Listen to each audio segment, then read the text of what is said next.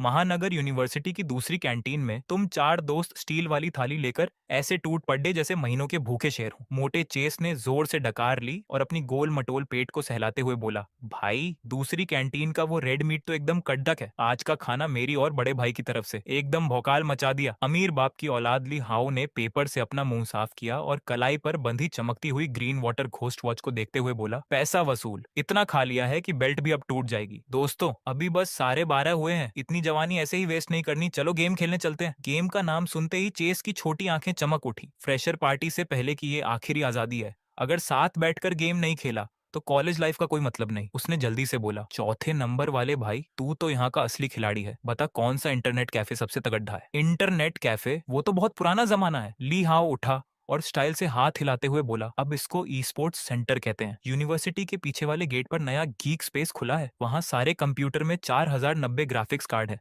और कीबोर्ड भी best quality के हैं। आज तुम सबको मजे कराएंगे। 10 मिनट बाद तुम लोग पिछले गेट से निकलकर उस गीक स्पेस पहुंच गए। जैसे ही कांच वाला दरवाजा खुला, अंदर नूडल्स की गंध नहीं बल्कि काफी महंगे परफ्यूम की महक आ रही थी। चेस ने ऐसे चारों तरफ देखा जैसे वो गांव से शहर आया हो। ओ तेरी, ये जगह तो बहुत खतरनाक है। क्यों नहीं, ये हमारे कॉलेज के पास सबसे टॉप जगह है। ली हाउ ने चमकते हुए मार्बल काउंटर पर हाथ मारा और बोला, मैनेजर 4 सीट लगाओ। काउंटर पर बैठे पीले बालों वाले लड्डे ने ऊपर तक नहीं देखा और कीबोर्ड पर उंगलियां चलाते हुए बोला, बाहर की सारी सीट फुल है। फुल है। ली हाउ ने पंजों के बल खड़े होकर अंदर देखा। सच में अंदर फ्रेशर बच्चे ऐसे कीबोर्ड पीट रहे थे जैसे वो बंदूक चला रहे हो। क्या प्राइवेट केबिन खाली है? ली हाउ ने हार नहीं मानी। केबिन भी फुल है, बस सबसे अंदर वाला वीआईपी रूम बचा है। पीले बालों वाले ने अब ऊपर देखा और तुम सबको ऊपर से नीचे तक मापा। केबिन तो और भी अच्छा है, वहां आराम से शोर मचा पाएंगे। चेस ने बिना सोचे समझे पूछा, मैनेजर केबिन का क्या भाव है? 4 घंटे के लिए खोल दे। पीले बालों वाले ने मोटे को तिरछी नजर से देखा और बिना किसी इमोशन के बोला, वीआईपी केबिन 1 घंटे का 100। कितना? चेस का हाथ जो फोन निकालने के लिए भरा था वो कांप गया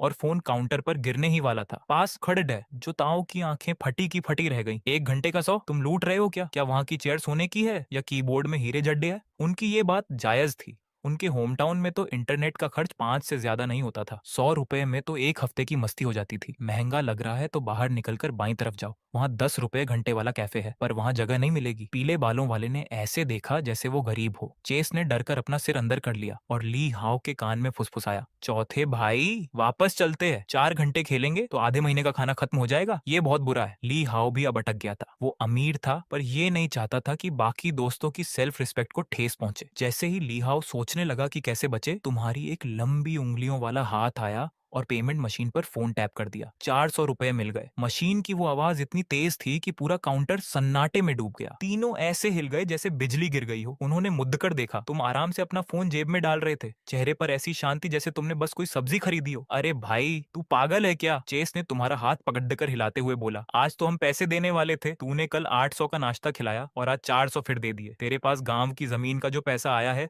वो क्या कोई कुआं है जो कभी खत्म नहीं होगा? जो ताऊ ने भी सिर खुजलाते हुए बोला, सही बात है, ये बहुत ज्यादा है। मैनेजर से पैसे वापस मांग, हम कहीं और चलते हैं। वापस क्यों लेने? आ गए हैं तो खेलेंगे ही। तुमने हाथ छुड़ाया और रहस्यमयी हंसी के साथ बोला, किसने कहा कि वो जमीन का पैसा बस उतना ही था? दिखावा बंद करते हैं। सच ये है कि अपना 504 रूममेट का छुपा हुआ अमीर आदमी है, तो कोई भी मेरे साथ बिल देने की कोशिश मत करना। तुमने ये बात इस अंदाज में कही कि थोड़ी मजाक और थोड़ा सच था, और इतनी आसानी से कही कि उनके पास कोई जवाब ही नहीं बचा। ली हाओ बगल में खड़ा ये सब देख रहा था। उसकी आंखें फटी रह गई और वो मन ही मन तुम्हारी तारीफ कर रहा था। यार ये बंदा तो एकदम सॉलिड है। ये बात छोड़ो कि तुम्हें मुआवजा कितना मिला, बस जिस तरीके से तुमने बिना सोचे समझे पैसे निकाले, वो एटीट्यूड देख के लगा कि इस भाई से तो दोस्ती पक्की है। अरे चलो भी, जब तीसरा बंदा खुद परेशान नहीं है तो तुम दोनों क्यों फालतू का शोर मचा रहे हो? चलो आज समनर्स रिफ्ट में इस 400 रुपए का पूरा वसूल करना है। ली हाओ ने हाथ घुमाया, चेन बो और जोताओ की गर्दन पकड़ी और अंदर खींच ले गया। पीले बालों वाले नेट कैफे वाले ने तुम्हें 4 एंट्री कार्ड दिए और इशारा किया, सबसे अंदर V03 केबिन। तुम लोगों ने V03 का दरवाजा खोला तो चेन बो जैसा कंजूस बंदा भी हैरान रह गया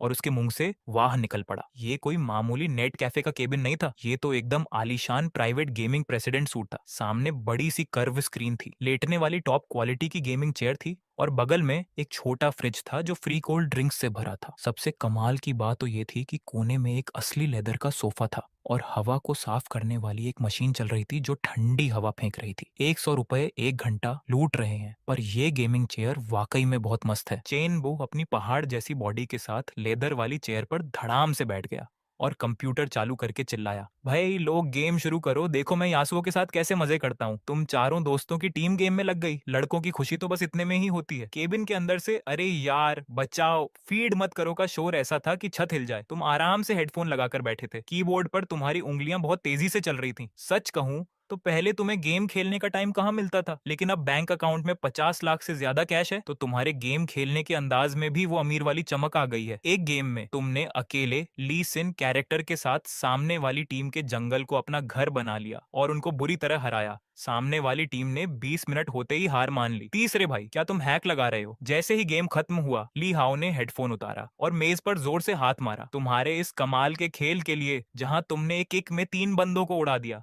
अगर तुम प्रोफेशनल गेमिंग में जाओ तो करोड़ों कमा सकते हो, और यहाँ 504 रूम में बैठकर गरीब बने रहना तो सब बेकार है। ये तो बस नॉर्मल है, बड़ी बात नहीं। तुमने मुस्कुराते हुए शेखी बघारी और पास रखी ठंडी कोला का घूंट पिया। जैसे ही तुमने हाथ उठाया तुम्हारी कलाई पर वो करोड़ों की रिचर्ड मिल घड़ी स्क्रीन की रोशनी में चमकने लगी। ये देखकर ली हाओ की आंखें तो बस उसी पर टिक गईं। सुबह बालकनी में वो घड़ी देखने के बाद से ये अमीर लड़का बहुत बेचैन था। पुराना गेमर होने के नाते वो जानता था कि इस पारदर्शी रिचर्ड मिल की क्या वैल्यू है। भले ही उसे पक्का यकीन था कि ये घड़ी नकली है, लेकिन ये इतनी असली लग रही थी कि उसे यकीन करना पड़ा। वो बारीकी से बने गियर और मशीन की खूबसूरती देख रहा था। ली हाओ ने थूक निगला और आखिरकार बोल ही पड़ा। वो अपनी कुर्सी खिसकाकर तुम्हारे पास आया, हाथ मलते हुए बहुत ही मक्खन लगाने वाले अंदाज में बोला, भाई तीसरे नंबर के भाई मेरी बात सुन लो। तुम्हारे हाथ में ये जो नकली घड़ी है क्या मुझे आधे घंटे के लिए मिल सकती है? ली हाओ की आंखें चमक रही थी। वो बस तुम्हारी कलाई को देख रहा था। मैं कसम खाता हूँ कि इस पर खरोंच तक नहीं आएगी। बस मुझे इसकी फोटो खींचकर सोशल मीडिया पर डालनी है। मुझे ऐसी मशीनों का बहुत शौक है। तुम्हारे कीबोर्ड पर हाथ रुके। ली हाओ की ऐसी हालत देखकर तुम्हें हंसी आ गई। गजब है, 1.5 करोड़ की असली घड़ी को ये बंदा नकली समझ रहा है और मांगने के लिए भी इतना गिड़गिड़ा रहा है। अगर उसके अमीर बाप को ये पता चल जाए तो उसकी बहुत पिटाई होगी। लेकिन तुम तो अब पैसों को कुछ नहीं समझते। एक घड़ी उधार देने में क्या जाता है, ले लो। तुमने बिना पलक झपकाए घड़ी उतारी और उसे ऐसे फेंका जैसे कोई सस्ता लाइटर हो। अरे बाप रे, भाई साहब आराम से फेंको। ली हाओ की तो जान ही निकल गई। उसने हवा में हाथ हिलाकर उस महंगी घड़ी को जैसे कोई प्रसाद हो बहुत संभाल के पकड़ा। उसे बहुत दर्द हुआ।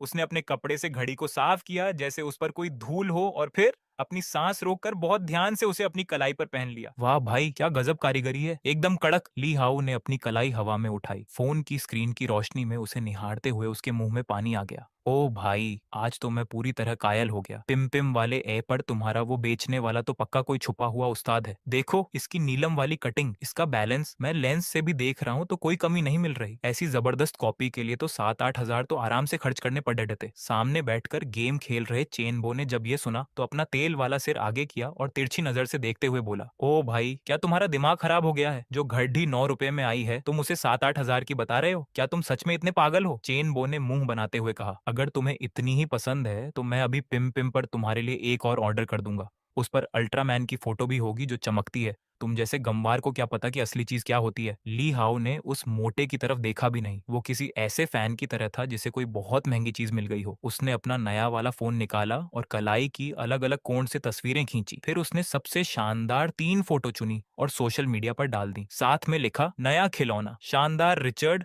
RM5602। इसकी बनावट तो जहर है, बताओ कैसी लगी? क्लिक, पोस्ट हो गया। ली हाओ खुश होकर फोन पटक कर बैठ गया और कलाई पर बंधी करोड़ों की घड्डी को देखने लगा। क्या गजब है, आज ये फोटो देखकर बहुत सारी लड़कियां मुझे मैसेज करेंगी। तुम अपनी कुर्सी पर आराम से बैठकर ली हाओ की हरकतें देख रहे थे और मन ही मन हंस रहे थे। यह दुनिया की बस 10 घड्डियों में से एक थी जिसे सिस्टम ने तुम्हारी जेब में डाल दिया था। अगर उसके सोशल मीडिया वाले अमीर दोस्त इसकी साफ फोटो देख लेंगे तो न जाने क्या हाल होगा। तुमने अपना सिर हिलाया। उसे सच बताने का कोई इरादा नहीं था। तुमने फिर से अपने हाथ कीबोर्ड पर रखे। चलो अब बहुत हो गया, गेम शुरू करो, मैं लीड करूंगा, दुश्मन को हराना है। पूरे कमरे में कीबोर्ड और माउस की आवाज गूंजने लगी। ओ भाई, अपना पावर वाला बटन क्या अगले साल के लिए बचा रहे हो? चिल्लाओ मत, मेरा कीबोर्ड अटक गया है, बचाओ मुझे। गीक स्पेस के रूम में कीबोर्ड और माउस की आवाज ऐसे आ रही थी जैसे आग लगी हो। 4 घंटे तक गेम खेलने के बाद जब भूख लगी तो चारों ने अपने हेडफोन उतार दिए। अब नहीं होगा, मेरे हाथ थक गए हैं। चेनबो कुर्सी पर ऐसे फैल गया जैसे कोई मरी हुई चीज हो। अपने हाथ मलते हुए उसने तारीफ शुरू की, भाई तुम तो बहुत तगड्डे हो, हर बार जीते हो, तुम तो हमारे रूम के असली हीरो हो। तुम धीरे से हंसे और पानी पीने लगे। सामने ली हाओ ने अपना फोन उठाया, जरा देखूं आज मेरी तेरी पोस्ट पर कितनी मछली फंसी। ली हाओ ने स्क्रीन खोली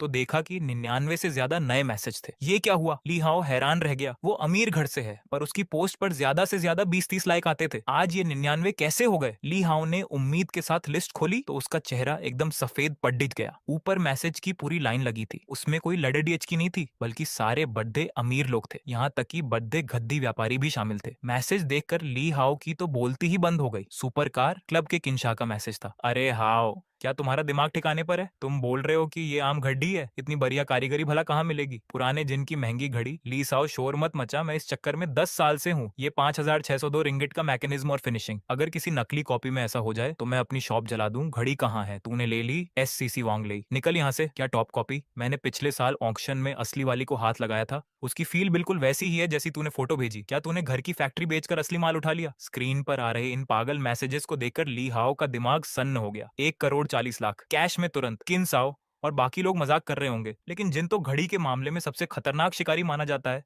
अगर उसने मान लिया कि ये असली है और 1,40,00,000 देने को तैयार है तो ये पक्का नकली नहीं हो सकती। ली हाओ को जैसे बिजली का झटका लगा। उसने अपनी कलाई पर बंधी पारदर्शी घड़ी को गौर से देखा। चौथे भाई, क्या कर रहा है? भूत लग गया क्या? चेन वो खाना मंगवाने की तैयारी कर रहा था। ऊपर देखा तो ली हाओ का चेहरा कागज जैसा सफेद था, पसीने से भीगा हुआ। बायां हाथ हवा में ऐसे रुका था जैसे कोई कीमती हीरा पकड़ रखा हो। वो सांस भी नहीं ले पा रहा था। मुझे मत छुओ। ली हाओ ने लंबी सांस ली और अपनी लाइफ के सबसे नाजुक और धीरे धीरे मूवमेंट के साथ बेल्ट खोली। जब घड़ी हाथ से अलग हुई तब उसने राहत की सांस ली, जैसे यमराज के घर से वापस आया हो। फिर ली हाओ ने दोनों हाथों से उस रिचर्ड घड़ी को ऐसे पकड़ा जैसे किसी एलियन को देख रहा हो और धीरे से तुम्हारी तरफ मुड़ा। तीन भाई, तुम फोन पर शॉर्ट वीडियो देख रहे थे, बोल पड़े। क्या हुआ? सच बताओ। ली हाओ ने घड़ी टेबल पर ऐसे रखी जैसे एक धूल का कण भी ना गिर जाए। तुमने सुबह कहा था कि ये घड़ी तो 9 रुपए 90 पैसे में आई है, इसमें तो कार्टून भी चलता है। हाँ, तुमने फोन रखते हुए कहा। और क्या, असली तो 1 करोड़ की होती है। मैं गरीब स्टूडेंट उसे खरीदने के लिए जान दूं क्या? क्यों? क्या इसकी कॉपी क्वालिटी अच्छी लग रही है? ली हाओ का तो मर जाने का मन कर रहा था। उसने जल्दी से फोन की स्क्रीन तुम्हारे सामने की। तीसरे भाई, खुद देख लो। मेरे सोशल मीडिया के सब बड़े लोग पागल हो गए हैं। वो कह रहे हैं कि ये एकदम असली है। कोई तो 1,40,00,000 कैश में लेने को तैयार है। ये सुनकर झोउ ताओ और चेन बो दोनों का मुंह खुला का खुला रह गया। अरे भाई, 1,40,00,000! चेन बो अपनी गेमिंग कुर्सी से उछल पड़ा। उसका चेहरा स्क्रीन के करीब आ गया। उसने जिन का मैसेज 10 सेकंड तक देखा। फिर उसने ली हाओ को ऐसे देखा जैसे वो कोई पागल हो। चौथे भाई, तेरे ग्रुप में ये कैसे लोग जुट गए हैं? चेन बो को घिन आ रही थी। ये तो बस एक प्लास्टिक का टुकड़ा है। असली कैसी होती है मुझे नहीं पता, लेकिन अगर ये 1,40,00,000 की है तो मैं आज ही इसे खा लूंगा। चेन बो ने तुम्हारे कंधे पर हाथ रखा। तीसरे भाई, आजकल बहुत स्कैम हो रहे हैं। ये लोग बस ग्रुप में माहौल बनाने के लिए झूठ बोलते हैं ताकि तुम जैसे मासूम लोगों को फंसा सके। तुम धोखे में मत आना। जो ताओ ने भी हामी भरी। सही बात है, 1,40,00,000 में तो बहुत सारा सामान आ जाएगा। नामुमकिन है। उन दोनों बेवकूफों को ये यकीन करते देखकर ली हाओ कुछ बोल ही नहीं पाया। उन्हें क्या पता, जिन जैसे लोग स्कैम नहीं करते। चलो भी, क्यों शोर मचा रहे हो? तुमने अंगड़ाई लेते हुए कहा। शायद तुम्हारे दोस्त मजाक कर रहे होंगे। बस प्लास्टिक का खिलौना है। चलो, शाम को सोसाइटी वाले इवेंट में भी तो जाना है। तुम जितना शांत थे, ली हाओ के मन में उतनी ही हलचल मच रही थी। वो शर्त लगाने को तैयार था कि ये घड़ी एकदम असली है और तुम इसे 9 रुपए वाला खिलौना बता रहे हो। इसका बस एक ही मतलब हो सकता है, तुम असल में कोई बहुत बड़े अमीर हो जो आम लोगों की लाइफ जी रहे हो। ली हाओ ने याद किया कि तुमने बिल कैसे बिना सोचे चुकाया था और तुम्हारे बेड के नीचे रखे पुराने बैग के बारे में सोचा। अब ली हाओ की नजरों में तुम एक बहुत बड़ी हस्ती बन गए थे। तीसरे भाई, अब से मैं तुम्हारा सबसे बड़ा फैन हूँ। ली हाओ ने तुम्हारे पैर पकड़ लिए। उसकी आंखों में चमक थी। ट्रेनिंग खत्म होने के बाद मुझे भी सिखाना कि इतनी शांति से अमीरी कैसे दिखाते हैं। दफा हो यहाँ से, मुझे और परेशान मत कर, तूने उसे लात मारते हुए कहा। चारों दोस्त मस्ती करते हुए साइबर कैफे से बाहर निकले और पेड़ों वाली सड़क से सीधे जगमगाते हुए ईस्ट प्लेग्राउंड की तरफ चल पड़े। आज रात मोडू यूनिवर्सिटी का सालाना 100 क्लब बैटल इवेंट था। मैदान में शोर शराबा इतना कि कान फट जाएं। ट्रैक के दोनों तरफ रंग बिरंगे टेंट लगे थे। गिटार की आवाज, ड्रम की बीट और सीनियर्स की चिल्ला चिल्लाकर लोगों को बुलाने की आवाज। माहौल में पूरी तरह जवानी का जोश था। चलो चलो, सीधे डांस क्लब और एनीमे क्लब की तरफ भागे। वहां पहुंचते ही चेन बो, वो मोटा दोस्त, जोश में आ गया। उसकी आंखों में चमक थी। सुना था इस बार डांस क्लब में सेकंड ईयर की कुछ हॉट सीनियर्स आई हैं। देर करते तो सामने से उनके डांस देखने की जगह भी नहीं मिलती। पर ली हाओ का हाल कुछ और था। उसे अभी भी तेरी वो करोड़ों की घड़ी ही याद थी। उसे अब इन दुनियावी हसीनाओं में कोई दिलचस्पी नहीं थी। तभी जब तुम चारों भीड़ में घुस रहे थे, अचानक पीछे से एक बहुत चुभने वाली और बदतमीज आवाज आई। ओह, ये वही गरीब स्टूडेंट है ना जो कल कॉफी शॉप में हीरो बन रहा था। तू रुका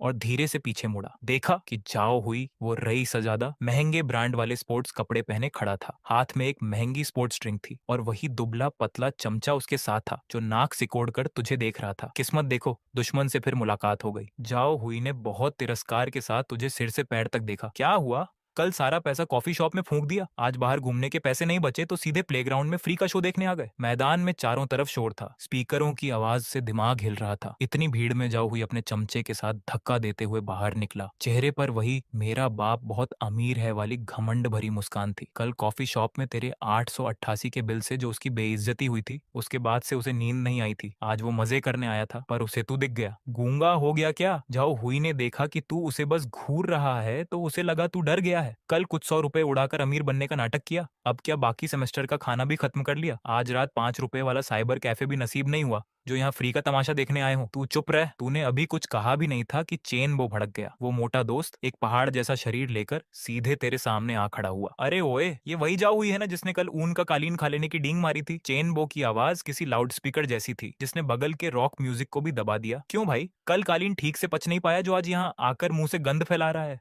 पूरी कॉफी शॉप ने तेरी बेइज्जती देखी थी। तेरी खाल क्या बुलेट प्रूफ जैकेट से बनी है? सीधा साधा झोताओ भी अब गुस्से में था। सही बात है, खुद हार कर छुप गए थे, अब हमारे दोस्त को ताना मार रहे हो। शर्म तो बची ही नहीं है। तुम लोगों को मरना है क्या? जाओ हुई की तो हालत ही खराब हो गई, चेहरा एकदम लाल पड़ गया। वो चेन बो को उंगली दिखाकर चिल्लाने लगा, दो भिखारी, तुम्हें क्या लगा इस गरीब के साथ रहकर तुम भी राजा बन जाओगे? ये तो खुद कर्ज लेकर दिखावा करने वाला बंदा है। उसके बगल में वो दुबला पतला चमचा भी भौंकने लगा। सही कहा, हमारे हुई भाई के पास BMW Z4 कार है, तुम चारों को बेचकर भी भाई की कार का वाइपर नहीं खरीद पाओगे। ये सुनते ही आसपास के लोग जमा हो गए, पर ली हाओ जो तेरे पास ही खड़ा था वो पूरी तरह हैरान था। उसने अपने बाल नोचे, जाओ हुई को पागल कुत्ते की तरह चिल्लाते देखा और फिर तुझे देखकर एक ऐसा सवाल किया जो सीधा दिल पर लगा, तीसरे भाई ये कौन सा जंगली मूर्ख कहाँ से आ गया? ली हाओ की आवाज बहुत तेज नहीं थी पर उस तनावपूर्ण माहौल में उसका ये बेपरवाह अंदाज एकदम तगड़ा था। तूने जेब में हाथ डाले हुए अपनी पलकें तक नहीं झपकाई। पता नहीं, कल कॉफी शॉप में मिली एक फालतू की कुतिया जो बिना बात के भौंक रही है। तूने किसे कुत्ता कहा? जाओ हुई पूरी तरह पागल हो गया। उसने ली हाओ को घूरते हुए कहा, तू कौन सी कचरे की थैली से निकल आया है जो मुझसे इस तरह बात कर रहा है? जाओ हुई ने अपनी नीची नजरों से ली हाओ को देखा। हालांकि ली हाओ ने महंगे ब्रांड के कपड़े पहने थे पर ऐसे रईसजादों के लिए जिन कपड़ों पर बड़े लोगो नहीं होते वो सस्ते ही लगते हैं। फिर वो तो तेरा रूममेट था तो उसे क्या ही पता था कि सामने कौन खड़ा है। ली हाओ ने एक पल के लिए घूरा और फिर सीधे उस छोकरे पर हंस पड़ा। अरे भाई, मैं तो इसे कोई बड्ढा आदमी समझ रहा था पर ये तो बस एक घटिया जैतिफाड़ चलाने वाला निकला। ली हाओ ने ऐसे बर्ताव किया जैसे उसने सदी का सबसे बद्दा जोक सुन लिया हो और वह सीधे एक कदम आगे बढ़ा। उस पल शंघाई के एक अमीर बिगड़ैल लड्ड के वाली पूरी हिकद्दी और रौब साफ दिख रहा था। उसने किसी इंस्पेक्टर की तरह झो हुआई को ऊपर से नीचे तक परखा। उसने कहा, तुम्हारी ये गिवेंची की शर्ट पिछले साल की आउटलेट सेल वाली है ना? धागे निकल रहे हैं और ये एजे जूते नकली माल लग रहे हैं, इनका कुशन पेशाब जैसा पीला है। ली हाओ की निगाहें अंत में झो हुआई की कलाई वाली उस गड्ढी पर टिक गईं और वह जोर जोर से हंसने लगा। और तुम्हारी ये रोलेक्स किसी ने इस्तेमाल की हुई कबाड़ा गद्दी है ना? इसकी टिक टिक तो किसी पुराने ट्रैक्टर जैसी शोर करती होगी। सिर्फ 20,000 के कबाड़ा पहनकर तुम यहाँ हीरो बन रहे हो। जाओ हुई का चेहरा शर्म से पीला पड़ गया। उसकी शर्ट सच में सेल की थी और गड्डी भी उसने अपने पिता से जिद करके पुरानी ली थी। बकवास बंद कर, जाओ हुई ने झूठा रौब दिखाते हुए कहा। मैं BMW Z4 चलाता हूँ जो कई लाख की है। Z4? वह तो 50,000 वाली मामूली गाड़ी है। हमारे ग्रुप में कोई Z4 चलाकर बाहर नहीं निकलता, लोग उसे शर्मनाक मानते हैं। ली हाओ ने पूरी बेरुखी दिखाई, जेब में हाथ डाला और एक चाबी निकाली जिस पर शील्ड का लोगो बना था। उसने हवा में चाबी लहराते हुए कहा, मेरे गैराज में खड्डी पोर्श 911 को मैं कॉलेज लाने में भी आलस करता हूँ। तुम जैसे मामूली गाड़ी वाले की हिम्मत कैसे हुई मेरे सामने भौंकने की? पोर्श की चाबी देखते ही और ली हाओ के उस असली अमीर वाले अंदाज को देखकर जाओ हुई और उसका दुबला पतला साथी बिल्कुल चुप हो गए, जैसे उनका गला ही दब गया हो। आसपास खड़े नए छात्र यह देखकर दंग रह गए। भाई पोर्श है, ये तो पक्का असली अमीर लड़का है। उसका स्टाइल देखो, क्या जबरदस्त बेइज्जती की है। बेचारा झेड़-चार वाला शर्म के मारे मर गया होगा। लोगों की ऐसी बातें सुनकर जो हुआई का मन कर रहा था कि वह कहीं जमीन के अंदर घुस जाए। उसने सोचा भी नहीं था कि उस मामूली से कमरे में ऐसा इंसान छिपा बैठा है जो पोर्श चलाता है। तुम लोग देख लेना, ट्रेनिंग के दौरान सबक सिखाऊंगा। जो हुआ ने एक कमजोर धमकी दी और बिना ली हाओ की चाबी की ओर देखे अपने साथी के साथ वहां से भाग गया। उसको भागते देखकर चेन बो जोर जोर से हंसने लगा। हा हा हा, तुम कमाल हो यार, तुमने तो उसकी बोलती बंद कर दी। वैसे वो चाबी वाला लाइटर कहाँ से खरीदा? क्या गजब का माल है। चेन बो की नजर मिली हाओ बस एक ठीक ठाक पैसे वाला लड़का था। पोर्श उसे लगा ये बस एक मजाक है। ली हाओ ने उस नासमझ से बात करने के बजाय तुम्हारी तरफ देखकर अपना क्रेडिट लिया। बॉस मैंने उसे कैसे धोया, आपकी इज्जत तो कम नहीं होने दी ना। बस अब अपनी एक्टिंग बंद कर। तुमने हंसते हुए सिर हिलाया। क्या तुम्हें लड़डेचकियों को नहीं देखना था? चलो वरना पीछे की भीड़ ही दिखेगी। हाँ यार सही कहा, डांस क्लब की लड़कियां, मैं आ रहा हूँ। चेन बो एकदम जोश में आ गया और अपने हाथों को रख देते हुए किसी बद्धे टैंक की तरह भीड़ के अंदर घुस गया। इस छोटी सी घटना के बाद तुम चारों 504 वाले लड्ड के अलग अलग स्टॉलों पर घूमने लगे। नए छात्रों को जोधने के लिए क्लब वाले अपनी पूरी जान लगा रहे थे। एनीमे क्लब की लड़डेचकियां छोटे कपड़े पहनकर घूम रही थीं। गिटार क्लब वाले स्पीकरों पर चिल्ला रहे थे। सबसे बद्दा धमाका डांस क्लब का था, जहां कुछ लड़डचकियां बहुत छोटे कपड़े पहनकर कोरियाई डांस कर रही थीं और लड्ढकों की आंखें वहीं चिपकी थीं। चेन बो ने अपनी ताकत का फायदा उठाकर रास्ता बनाया और झो ताई को आगे खींच लिया। तुम और ली हाओ शांत रहकर किनारे खड़े थे। तभी तुम्हारी नजर पास के एक बिल्कुल खाली स्टॉल पर पड़ी। वहां एक फटा हुआ बैनर लगा था, विदेशी भाषा विभाग स्वागत केंद्र। उस नीले मेज के पीछे एक बहुत जानी पहचानी लड़ेजकी बैठी थी। लिंसिया शोर शराबे और चमक धमक के बीच वह किसी शांत बगीचे के फूल जैसी लग रही थी, जो इतनी सादगी भरी थी कि नजरें हटाना मुश्किल था। लगता था कि पूरे दिन काम करके वह थक गई थी। वह अपना सिर झुकाकर छात्रों की फाइलें ठीक करने में लगी थी। सैया क्या देख रहा है? ली हाओ ने तुम्हारी नजर का पीछा किया तो उसकी आंखें चमक उठी। भाई ये सीनियर दीदी तो एकदम किलर लग रही हैं। अपनी यूनिवर्सिटी में ऐसी सुंदरी भी है? तुमने ली हाओ की बकवास पर कोई ध्यान नहीं दिया। हाथ जेब में डाले तुम सीधे उस शांत स्टॉल की तरफ बढ़ गए। प्लेग्राउंड पर स्पीकर्स में जबरदस्त शोर था। बस फॉरेन लैंग्वेज डिपार्टमेंट का वेलकम स्टॉल एकदम खाली और शांत पड़ा था। तुमने तुरंत वहां जाकर भीड़ नहीं बढ़ाई। आराम से पास वाली वेंडिंग मशीन के पास गए, स्कैन किया और 2 ठंडी मिनरल वाटर की बोतलें ली। फिर इत्मीनान से चलते हुए उस टेबल के पास पहुंचे। लिंशिया सीनियर, बहुत मेहनत हो रही है। तुम्हारी इस मजाकिया आवाज को सुनकर लिंशिया, जो नए स्टूडेंट्स की लिस्ट में खोई हुई थी, एकदम ऊपर देखी। उसकी आंखें चमक उठी। उसने अपने कान के पास के बालों को हटाया और ठंडी बोतल हाथ में ली। ठंडे पानी का एहसास मिलते ही उसकी थकान थोड़ी कम हुई और उसकी आंखें मुस्कुराहट में बदल गईं। लिनमो, तुम यहाँ कैसे टहल रहे हो? रूममेट के साथ कैंपस का चक्कर काट रहा था। तुमने अपनी बोतल खोली, एक लंबी चुस्की ली और पास वाली प्लास्टिक चेयर खींचकर एकदम राजाओं की तरह बैठ गए। यहाँ तो कोई दिख ही नहीं रहा, सोचा आकर हालचाल ले लूं। क्या हुआ? इस साल तुम्हारे डिपार्टमेंट में सबने क्या कसम खा ली है जो एक भी नया स्टूडेंट नहीं आ रहा? अरे चुप कर, अपनी बकवास बंद रख। लिन शिया ने आंखें घुमाई। हमारा डिपार्टमेंट बहुत बड़ा है यार, मुझे जबरदस्ती यहाँ बिठाया गया है। थोड़ी देर में स्टूडेंट यूनियन जाकर फाइलों में सिर खपाना है, बहुत टेंशन है। वो शिकायत कर ही रही थी कि लिन शिया की नजर तुम्हारे हाथ पर गई, बिल्कुल तुम्हारी घड़ी पर, वो रिचर्ड मिल जो ट्रांसपेरेंट थी और काफी महंगी दिख रही थी। लिनमो, ये घड़ी। लिन शिया थोड़ा आगे झुकी, जैसे घड़ी के अंदर घुस जाएगी। थोड़ी देर घूरने के बाद वो खिलखिलाकर हंस पड़ी। भाई तू छोटा बच्चा है क्या? इतना बड़ा हो गया है फिर भी ऐसी प्लास्टिक वाली घड़ी पहन रहा है जैसे किसी सस्ते मेले में मिली हो। वो हंसते हुए अपनी कोमल उंगलियों से तुम्हारी कीमती घड़ी के ग्लास पर ठक ठक करने लगी। सीनियर, आपकी आंखें एकदम तगड़ी हैं। पहचान लिया आपने? तुमने बड़ी सफाई से झूठ बोला। ये बस ऑनलाइन सेल में मिला था, 9 रुपए में फ्री होम डिलीवरी। तुमने घड़ी का बटन भी दबा दिया। ये बहुत सस्ती और टिकाऊ है। देखो इसमें नाइट लाइट भी है, रात को वॉशरूम जाने के लिए लाइट जलाने की जरूरत नहीं। सच में 9 रुपए में इतना अच्छा सौदा? लिनशिया तुम्हारी बातों पर हंसने लगी। उसे लगा कि कल तुमने कॉफी शॉप में जो पैसे खर्च किए, कहीं तुम उन पैसों को फालतू चीजों में न उड़ाने लगो। उसे लगा कि ये बस एक सस्ता खिलौना है, तो उसकी चिंता कम हुई। ठीक है, दिखने में तो ये काफी फैंसी लग रही है, लेकिन चाहे तुम्हारे पास कितने भी पैसे क्यों ना हो, फालतू चीजों पर पैसे मत उड़ाया कर, समझदारी से खर्चा किया कर। लीन शिया ने बड़े प्यार से तुम्हें नसीहत दी।